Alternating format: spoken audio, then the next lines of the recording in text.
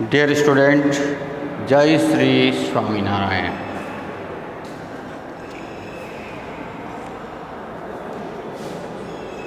Student of standard 10th, welcome in my lecture. Dear student, today I am going to discuss about chapter number 16, economic liberalization and globalization. Is in our previous lecture I have explained about economic liberalization, privatization, globalization, their advantage, World Trade Organization, its objectives and functions. Today I am going to discuss about impacts on Indian economy. What are the impacts of Indian economy World Trade Organization? Then sustainable development strategy for conservation and preservation of natural resources. Steps taken to protect environment. As in our previous lecture we discussed, the World Trade Organization was established on 1st January 1995 by the members of United Nations. Its headquarters is in Geneva in Switzerland. We also discussed about the objectives of that. So now India is the member of World Trade Organization since its inception. Bharat world trade organization का member है जब से उसकी स्थापना हुई. So we need to understand, we need to discuss कि which impact of this organization on India or what type of the benefits would it India acquire. अब इसमें भारत को क्या क्या बेनिफिट्स हुए हैं उनके बारे में हम लोग डिस्कस करने जा रहे हैं. First point, India's contribution of world trade increase tremendously. अगर हम लोग यहाँ बात करें तो इंडिया जो कंट्रीब्यूशन है वो एक बहुत ही बड़े स्तर पर बढ़ गया. तो India's contribution of world trade was 0.5%. Our export have increased tremendously due to the increase in international trade and its India's contribution in world trade has increased 1%. देखो उस समय भारत का जो केवल 0.5% था, 0.5% एक ट्रेमेंडियस ट्रेड इंक्रीज हुआ जो आज वर्ल्ड के अंदर 0.5% बढ़ गया, मतलब 1% वी रीच्ड 1%. तो सबसे बड़ा बेनिफिट्स हुआ हमारा जो ट्रेमेंडियस इंक्रीज ऑफ द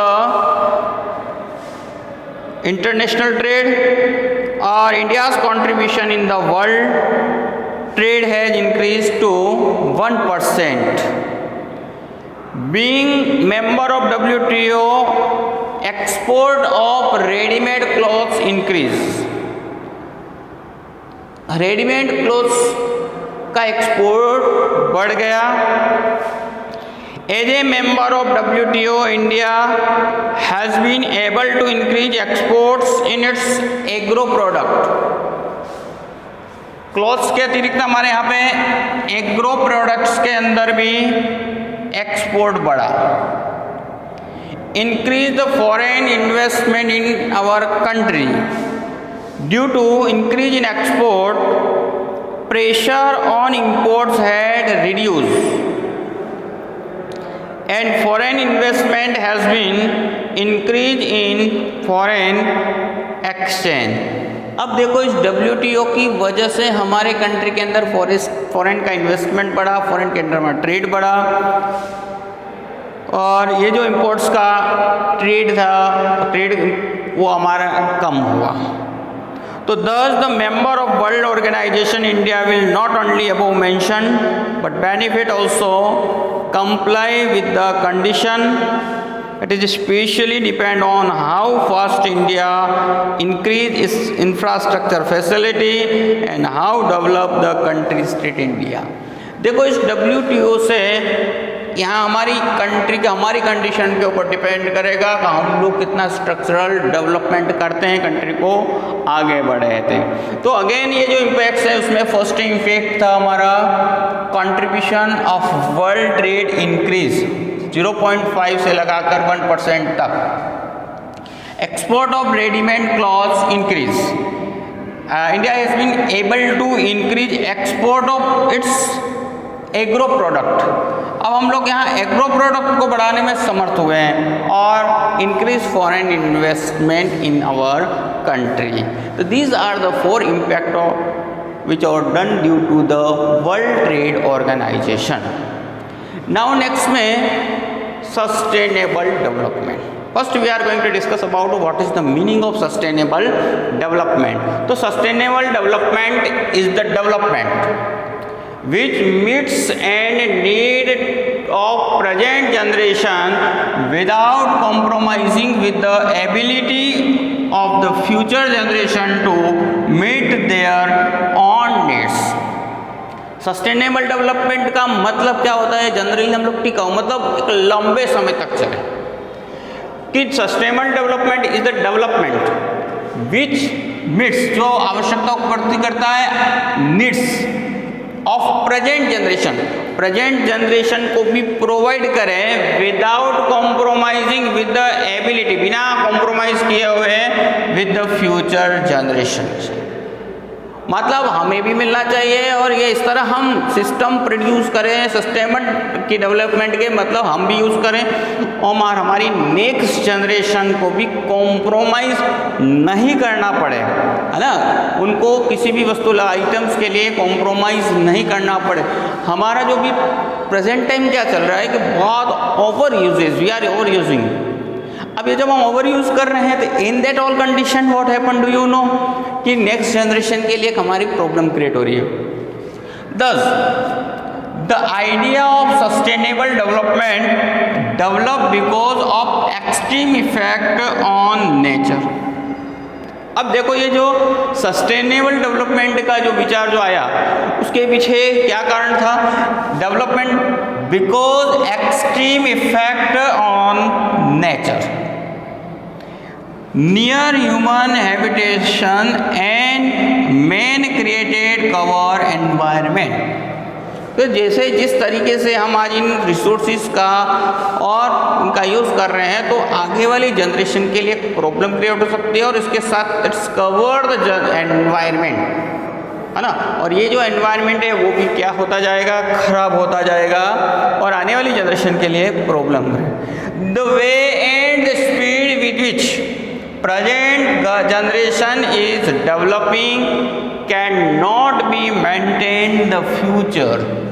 अब देखो द वे, जिस तरीके से, जिस गति से विच प्रेजेंट जनरेशन, आज की जनरेशन जो डेवलपिंग हो रही है, it can not be maintain the future. और फ्यूचर के लिए मेंटेन नहीं रहेगा. अगर हम दूसरे शब्दों में बोलें तो ये हमारे हो सकता है ये नेचर की जो थिंग्स हैं वो ख़त्म हो सकती है. there is a fear that luxurious which present generation is enjoying may not be there for future. अब ऐसा हमें डर है, there is a fear that luxurious which present generation, जो हमारी आज की जो प्रेजेंट जनरेशन एंजॉय कर रही है, may not be there for the future, वो फ्यूचर जनरेशन के लिए हो सकता है ख़त्म हो जाए, उनके लिए नहीं मिले. There is a tremendous decrease in the natural resources due to the economic development and their quantity is also deteriorating. अब क्या हो रहा है, there is a tremendous decrease, एक ज़बरदस्त डिक्रीज हो रही है नेचुरल रिसोर्सेज की इकोनॉमिक डेवलपमेंट की वजह से, and there quality is also deteriorating, और इनकी जो क्वालिटी है वो भी क्या होती जा रही है, खराब होती जा रही है, ख़त्म होती जा रही है, एंड होती जा रही है, मतलब डिटेरियोरेटिंग. तो in this condition there is a need to change the idea of development. आज इस परिस्थिति से निकलने के लिए हमको एक परिवर्तन लाने की ज़रूरत है. चेंज द आइडिया, हमारे आइडिया के अंदर परिवर्तन लाने की सख्त ज़रूरत है. तो this is the sustainable development. Again कि sustainable development means development which meets and meets the need to present generation with compromising with the ability of future generation to meet on needs. देखो, हम एक सामान्य रूप से sustainable development किसको बोला जाता है, तो यहाँ ध्यान से समझ लेना एक बार कि हम इसका सही रूप से उपयोग कर सकें और साथ साथ हमारी नेक्स्ट जनरेशन के लिए भी बचे, वो भी उनको कॉम्प्रोमाइज़ नहीं करना पड़ा. तो इस सिस्टम को हमें प्रोड्यूस करने की ज़रूरत है. नाउ नेक्स्ट है फॉलोइंग स्ट्रेटेजी शुड बी. क्या क्या अब इसके लिए स्ट्रेटेजीज की गई है, adopted for conservation, preservation and natural resources. अब कौन कौन सी स्ट्रेटेजीज की, ऐसे कौन से स्टेप्स उठाए हैं, ऐसे कौन से कदम उठाए.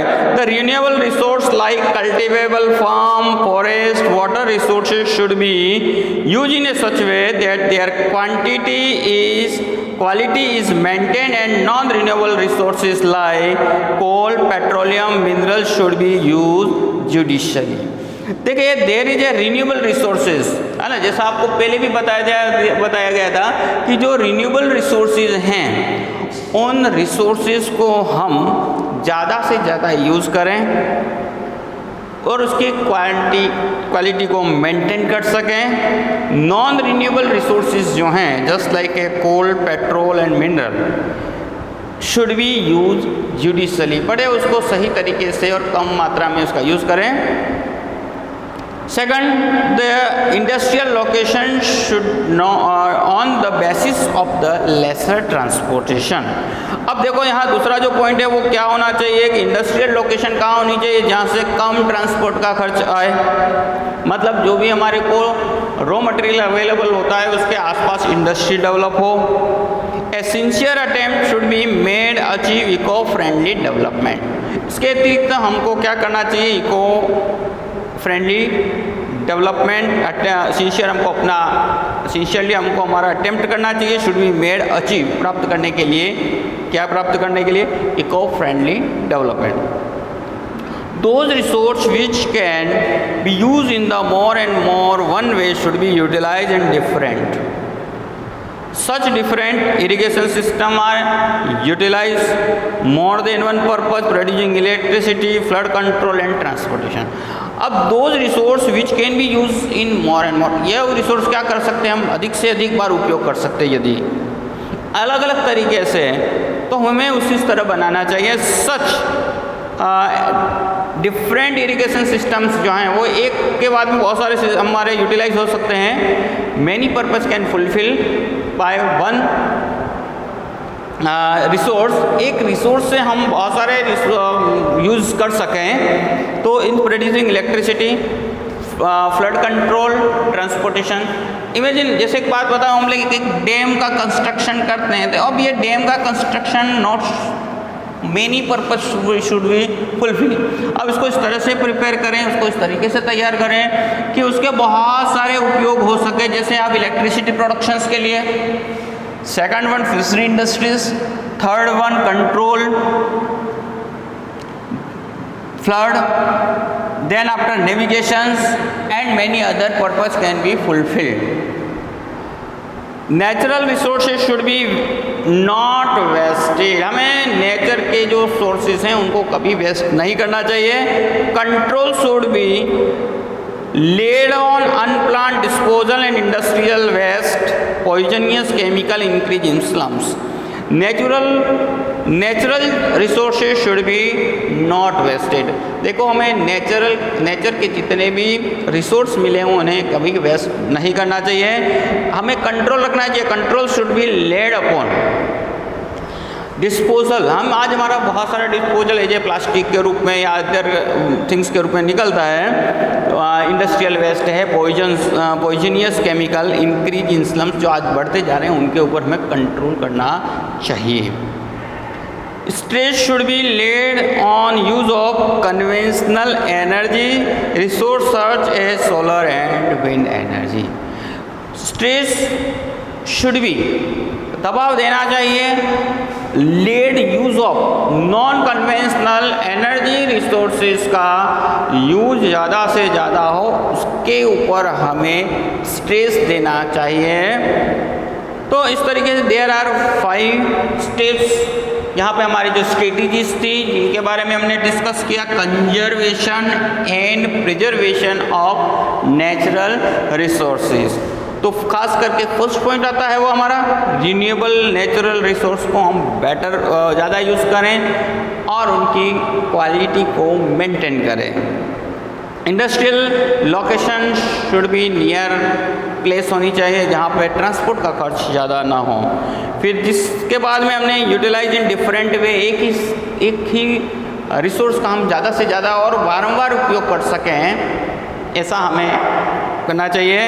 फिर इसके बाद में we should be control on, we should not be waste, हमें वेस्ट नहीं करना चाहिए। और इसके साथ control should be laid on unplanned disposal. जो अनप्लानिंग डिस्पोज हम करते रहते हैं, जहाँ पे देखो चाहे पॉइजनियस गैसेस हैं, इंडस्ट्री के सेक्टर्स हैं, उनके ऊपर हमें कंट्रोल करना चाहिए। और stress should be laid on use the non conventional energy resources. Public को यहाँ हमें नॉन कन्वेंशनल एनर्जी रिसोर्सेज को यूज़ करने के लिए दबाव डालना चाहिए। Now last point of this chapter, steps taken to protect environment. अब एनवायरनमेंट को प्रोटेक्ट करने के लिए कौन कौन से स्टेप्स लिए गए? तो देखो, अगर हम वर्ल्ड लेवल की बात करें तो for the first earth conference was organize in 1972 Stockholm in Sweden. तो अगर हम लोग देखें, अर्थ कॉन्फ्रेंस वॉज ऑर्गेनाइज किया गया कौन से ईयर में? 1972 के अंदर। Thereafter time convention and camp has been organize, और इसके बाद में कई तरह के कैंप को ऑर्गेनाइज किया गया for the protection of the environment, environment के प्रोटेक्शंस के लिए on global level, which is decided to taken step for the environment protection. अब इंडिया का क्या यहाँ पे रोल रहा है? तो what are the role of the India? तो India is also involve in global efforts. आज भारत ने भी ग्लोबल लेवल पर जो भी एफर्ट्स किए हैं उनमें पूर्ण सहयोग प्रदान किया है। Government is also making different efforts on national level. National level पर हमने कई ऐसे एफर्ट्स किए हैं। तो फर्स्ट है जो एफर्ट्स है, information about pollution condition in different cities of nation is presented. पहला हमने जो प्रयत्न किया है उसमें हमारी अलग अलग सिटियों में कितना कितना पोल्यूशन का प्रमाण है, ये हमने उसको प्रेजेंट किया। Central and state pollution boards have been established. दूसरा, गवर्नमेंट ने क्या किया, सेंट्रल और स्टेट पॉल्यूशन कंट्रोल बोर्ड को इस्टेब्लिश किए to control the pollution, pollution को कंट्रोल करने के लिए। 5 June is a declared environment day in the world. Next में Indian government pass air pollution act in 1981। Indian government ने 1981 के अंदर एयर पॉल्यूशन एक्ट को बनाया। International agencies have been signed to deteriorating level the ozone, disposal of nuclear waste and maintain the biodiversity।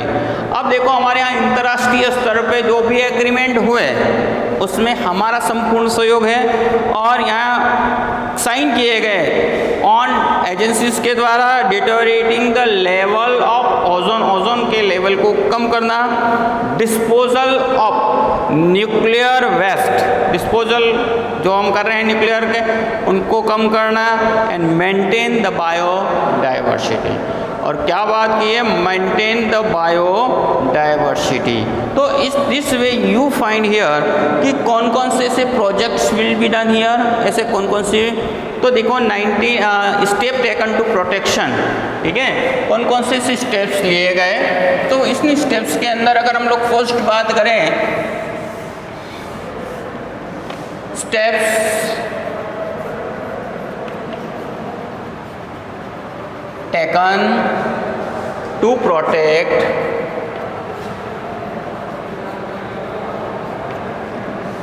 environment।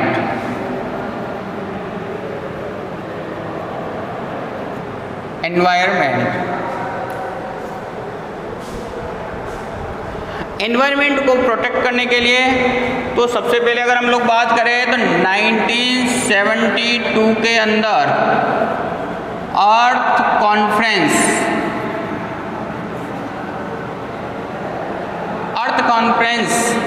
क्या किया गया, organise किया गया। अर्थ कॉन्फ्रेंस वॉज ऑर्गेनाइज्ड इन 1972 और वो था आपका स्कॉटटाउन इन स्वीडन।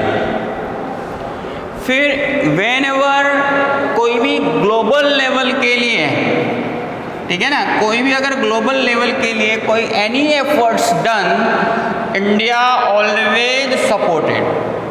इंडिया ने उस ग्लोबल को सपोर्ट किया है, वर्ल्ड को सपोर्ट किया है to decrease the pollution and maintain the environment. Environment को मेंटेन करने में इंडिया ने प्रमुख भूमिका निभाई है। वर्ल्ड को हमेशा जो भी स्टेप्स उठाए हैं हमेशा पॉजिटिव, मतलब हर समय उसने सहयोग प्रदान किया है।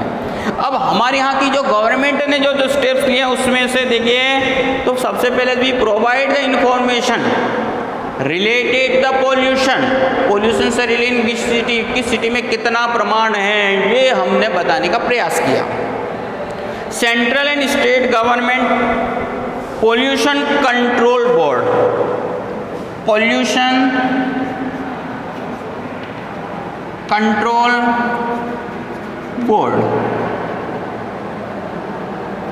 अब गवर्नमेंट ने जो इंडियन गवर्नमेंट ने जो एफर्ट्स किए हैं, यहाँ जैसे हम बात कर रहे हैं ये तो वर्ल्ड लेवल की बात थी, इंडियन गवर्नमेंट्स की बात कर रहे हैं तो इंडियन गवर्नमेंट्स ने क्या किया, पोल्यूशन कंट्रोल बोर्ड ऑर्गेनाइज किया या एस्टैब्लिश द इनको स्टेप्स है। फिर इसके बाद में 5 June declared as 5 June declared as a environment day। 5 June is declared as an environment day in the world। इसके बाद में air pollution act, air pollution act 1981 के अंदर एयर पोल्यूशन एक्ट पास किया गया इंडियन गवर्नमेंट ने, और इसके बाद में international agreement have been sign for deteriorating level of ozone, disposal of nuclear waste and maintain the biodiversity। और विश्व स्तर पर होने वाले सभी प्रयासों में जिसमें कार्बन को ख़त्म करना, कार्बन कट, ओजोन लेयर की स्थिति सुधारना, जो डिस्पोजल्स है, हम जो डिस्पोजल करते रहते हैं जो भी पोल्यूटेड थिंग्स का, उनको कम करना, ये सभी हमने शाइन किए हैं। तो dear student, this way we finish chapter number 16। Please write the question answer and prepare this chapter. Jai Shri Swami Narayan।